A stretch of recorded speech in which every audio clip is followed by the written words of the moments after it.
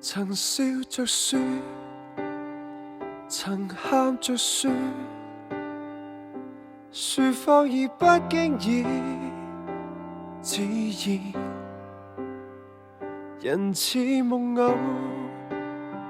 重複悔疚，說謊去歪曲了自由，如木偶在說話開了口，自製謊話要求，無論結局會幸福與否，直說坦白因由，無謂故事最後得到這內疚。還有沒有純真密友，了解我這一塊木頭，曾似木偶，時刻內疚，便佔了這一個鼻頭，如木偶在說話開了口，習慣說話輕浮，逃避責任會念出藉口，就以謊話保留，其實結局會幸福與否，重犯錯心態內深刻參透，盼可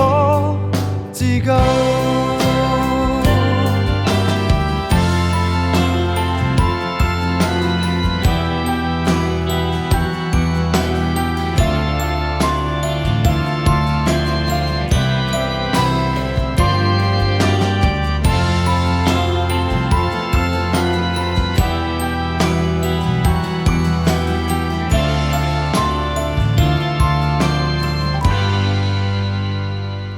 如木偶在說話開了口，自製謊話要求，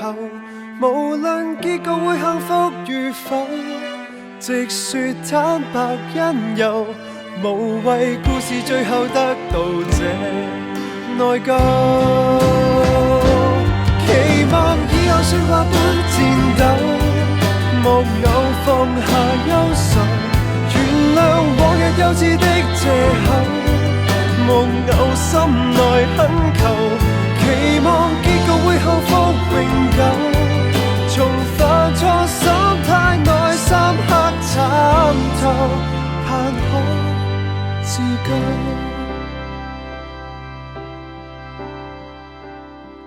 傳說木偶，傳說木偶，最終也得到了自由樂透。